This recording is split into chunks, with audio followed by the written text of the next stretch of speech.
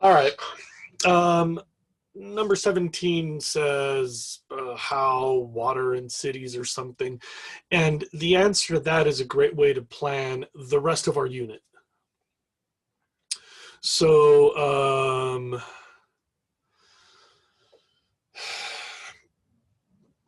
urbanization is a really big deal for the AP test.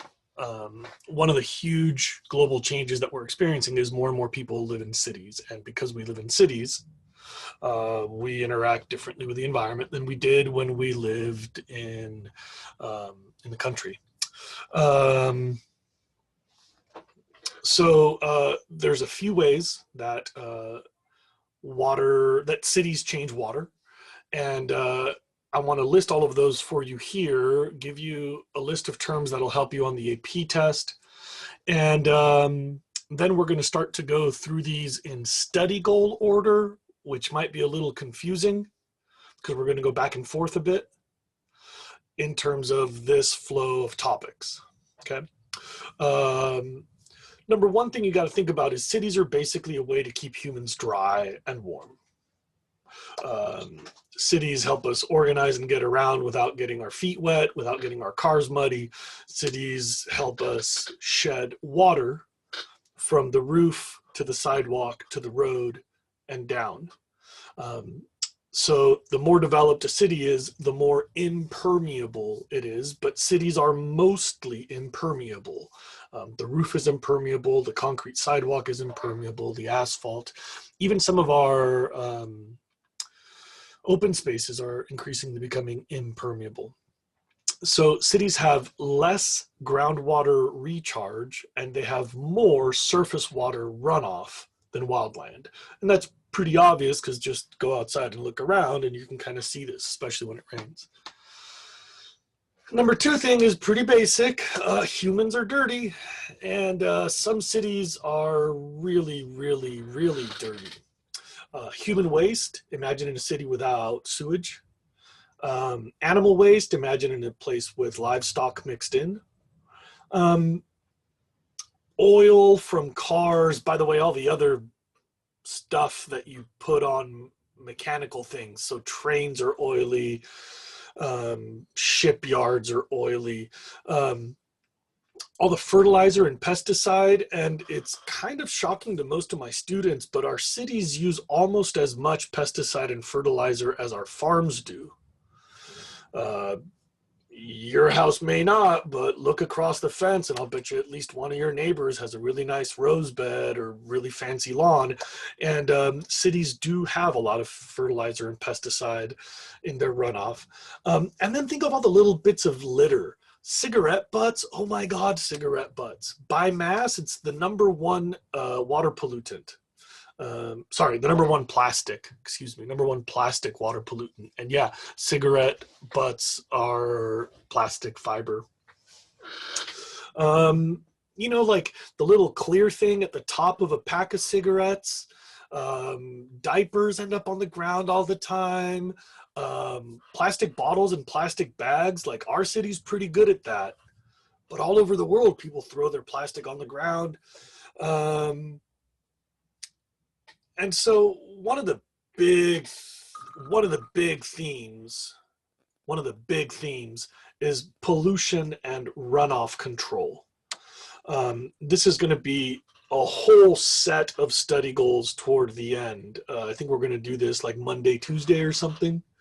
Study goals 25 to 32 are all about pollution and runoff control. Number three, cities interact with natural waters. So we're going to talk about wetlands today, and then we're going to talk about canals tomorrow, channelization and canals. Number four, think about the budget implications. Cities get all this rain that they dump to get rid of, and then they have to look around to get other water sources. There's places like Los Angeles, which receive enough rainfall to meet all that city's urban water needs. But all the rainfall gets flushed out to the ocean after you get it all dirty with the city. And then now that they don't have any water supply, they go to get it from somewhere else. Sorry, I got to send my wife a message. This is urgent.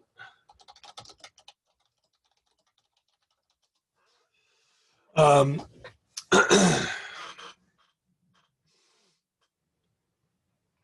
stupid thing is cities get rid of a lot of water and then they need a lot of water. Los Angeles is a perfect example.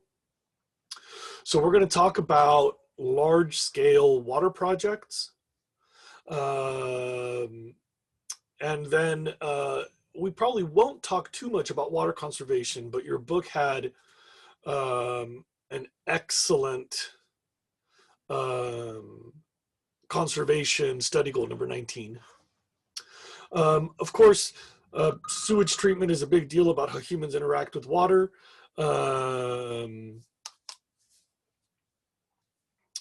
So study goal 34 and 35 is about sewage treatment. Keep in mind that much of the world doesn't do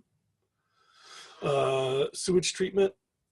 And then just to remember, there's like a few words that the College Board really wants you to know: overdraft of groundwater, pollution of surface water, channelization, sewage.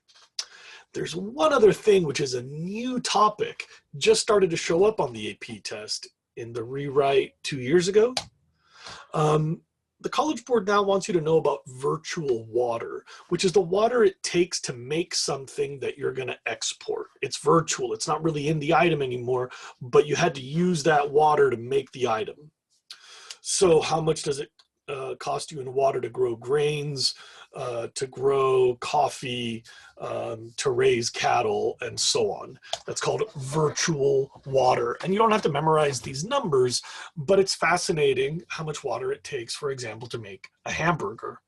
So what if you're a country that on average exports a bunch of meat?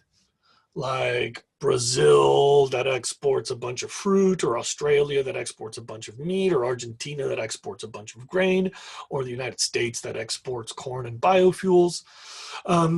There's some parts of the world that rely on import, and you'll notice this might emphasize your understanding of colonialism.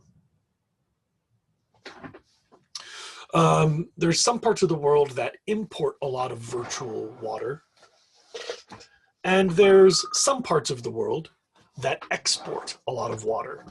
And, you know, if they have a lot of rain, all right, whatever, you can afford to export water. It just happens to be something you have in supply. Remember that this is exporting it virtually. But there are interesting implications that we won't have time for about the social justice, or what we call water justice, like whether we should treat water as a public good or a private good. Like, who gets to decide about that water? And if your country has built a dam on a river and that water is now sold to farmers who sell coffee, what does that do for the price of water, and how does that affect people who are poor? I can't really dwell on this one, but I gotta say it's a fascinating topic. I'm going to stop this video so I can break them up into little pieces. I'll be right back with another one.